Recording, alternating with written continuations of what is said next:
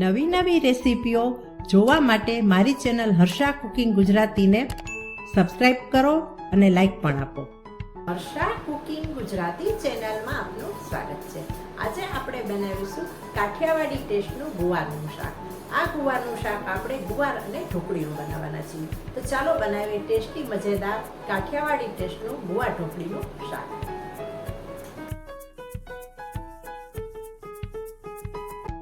ગુવાર અને ઢોકળીનું શાક બનાવવા માટે સૌ પહેલાં આપણે ગુવારને ધોઈ લઈએ અને નાના ટુકડા કરી લઈએ. ગુવાર મેં અહીં 250 ગ્રામ લીધો છે. ગુવારને 3 વખત સારી રીતે ધોઈ લીધા પછી આપણે ટુકડા કરી લીધા છે. હવે આપણે લસણની ચટણી બનાવીએ.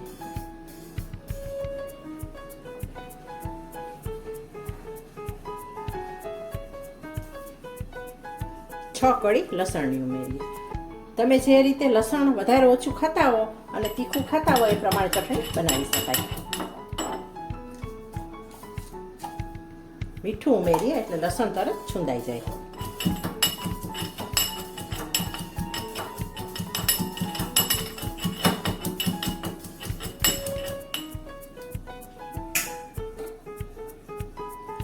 હવે ઉમેરીએ લાલ મરચાંની ભૂકી. હું કાશ્મીરી લાલ મરચાંની ભૂકી ઉમેરું છું કારણ કે અમારા ઘરમાં તીખું ઓછું ખવાય છે. કલર પણ આવે અને ટેસ્ટ પણ આવે પણ તીખું ન થાય. 1 ટેબલ સ્પૂન મરચાંની ભૂકી નાખી છે. તમે તીખું ખાતા હો તો કાશ્મીરી અને તીખી બંને અડધી અડધી નાખી શકો અને લસણ પણ વધારી શકો. આ રીતે આપણે લસણની ચટણી બનાવી લઈએ. લસણની ચટણી બનાવી લીધા પછી હવે આપણે ઢોકળી બનાવીશું. હવે આપણે ઢોકળી બનાવીશું.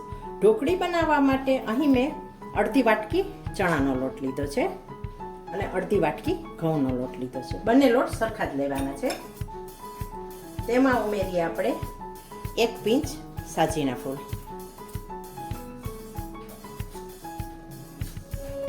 અડધી ટીસ્પૂન અજમા,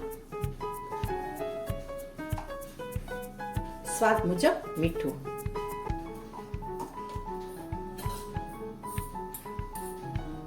અડધી ટીસ્પૂન મરચાંની ભૂકી,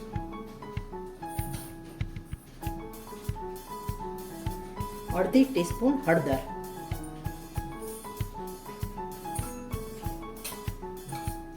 1 ટીસ્પૂન ધાણા જીરું પાવડર,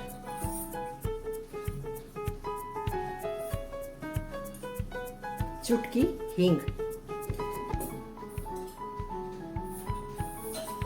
અને ચૂટકી ગરમ મસાલો. હવે ઉમેરીએ 1 ટીસ્પૂન તેલ.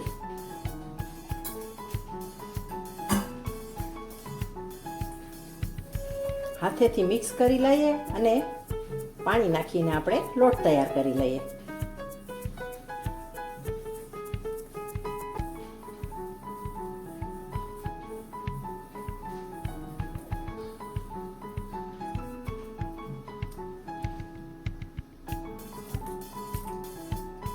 એક ટેબલ સ્પૂન પાણી ઉમેરેલું છે.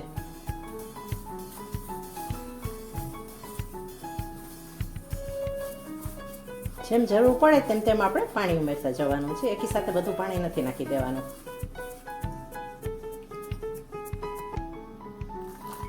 ફરીથી 1 ટેબલ સ્પૂન પાણી નાખીએ આપણે.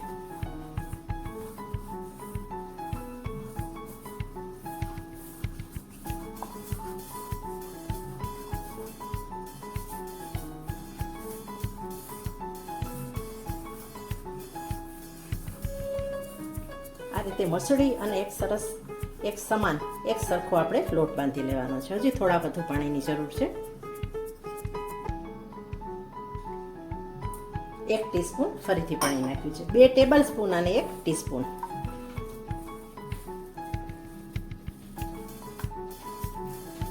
લોટ આપણે સેમી સોફ્ટ રાખવાનો છે, હાર્ડ નથી રાખવાનો અને એકદમ સોફ્ટ પણ રાખવાનો નથી.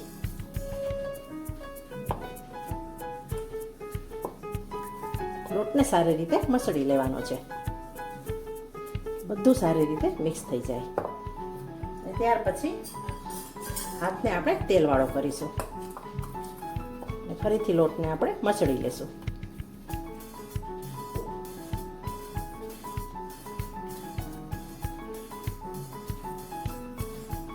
આવો આપણે સેમી સોફ્ટ લોટ તૈયાર કરીશું.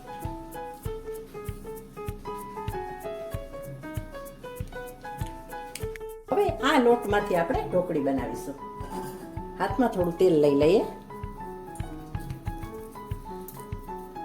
અને જેવડી ઢોકળી કરવી હોય તેવા લુવા બનાવી અને ઢોકળીનો આપણે શેપ આપી દેવાનો છે.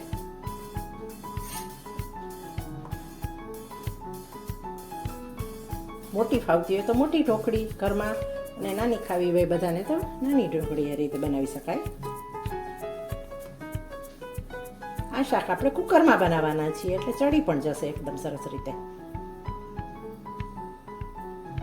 લુવા કરી લીધા પછી આવો આપણે શેપ આપી દઈએ હાથેથી. બસ હાથેથી આ રીતે દબાવી દઈએ. બધી ઢોકળી આ પ્રકારની આપણે વાળી લઈએ. બધી ઢોકળી તૈયાર થઈ ગઈ છે. હવે આપણે શાકનો વઘાર કરીશું. આપણે ગુવાર ઢોકળીના શાકનો વઘાર કરીશું. તેના માટે મેં 4 ટેબલસ્પૂન તેલ મૂકેલું છે. આમાં થોડું તેલ ચડિયાતું હોય તો શાક સારું લાગે છે.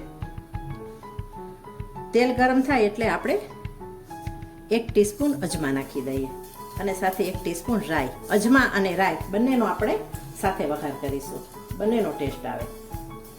ત્યાર પછી આપણે 1 ટીસ્પૂન હિંગ ઉમેરી દઈએ.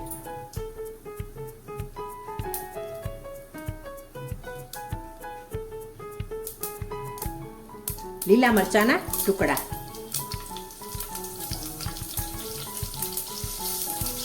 ગેસને આપણે સ્લો રાખીએ. આપણે જે લસણની ચટણી તૈયાર કરેલી છે તેને પણ એડ કરી દઈએ અને વઘારમાં આપણે મિક્સ કરી લઈએ. ફ્લેવર સરસ આવી જાય અને બધું ભળી પણ જાય સારી રીતે મસાલા સાથે. જેવી ચટણી મિક્સ થઈ જાય ને એટલે આપણે ગુવાર નાખી દઈએ.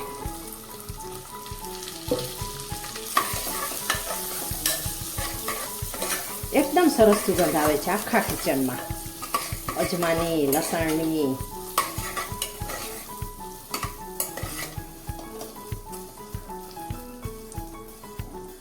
હવે આપણે બીજા મસાલા એડ કરીએ. શાકના ભાગનું, ગુવારના ભાગનું મીઠું એડ કરી દઈએ. ઢોકળીમાં તો મીઠું નાખ્યું જ છે, પણ આપણે ગુવારના ભાગનું બધું નાખી દઈએ. થોડી હળદર પણ ઉમેરી દઈએ.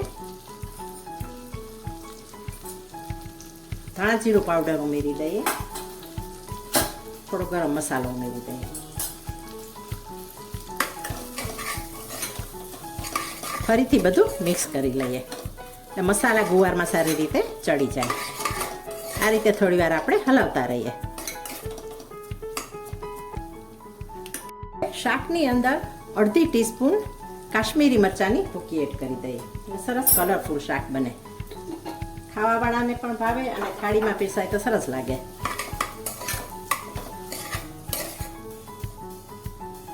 હવે આપણે પાણી એડ કરી દઈએ. જે બાઉલમાં મેં ઢોકળી બનાવી હતી તેમાં જ મેં પાણી એડ કરેલું છે. 1 ગ્લાસ પાણી છે.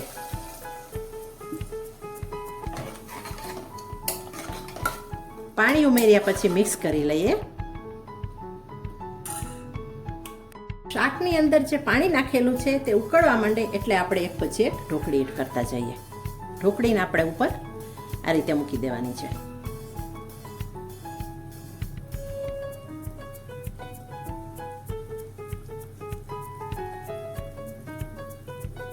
છૂટી છૂટી ઢોકળી મૂકી દઈએ અને હવે ઢાંકણ બંધ કરી અને આપણે 3 સીટી થવા દઈએ.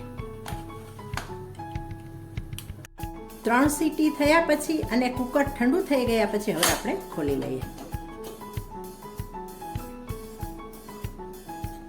જોઈ શકાય છે એકદમ સરસ ગુવાર ઢોકળીનું શાક તૈયાર થઈ ગયું છે. માપસર રસો આપણે જેટલો જોઈતો તો એટલો જ રસો થયો છે. એકદમ સરસ શાક તૈયાર થઈ ગયું છે.